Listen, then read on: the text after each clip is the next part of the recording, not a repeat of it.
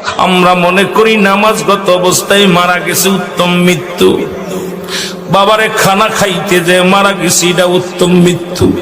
সড়ক দুর্ঘটনায় মারা যায়, গমের ঘরে মারা যায়, কত না দুর্ঘটনায় মারা যায়। আল্লামা মুফতি আমজাদ আলী সাহেব তার কিতাবের মধ্যে লিখতে যায় বললেন, মানুষ শোনো, 70টা তাজা উটের গায়ের চামড়া জবাই না করিয়া উল্টো দিকে টান দিয়ে লবণ আর মরিচ লাগায় দিলে যতটুক যন্ত্রণা হয়,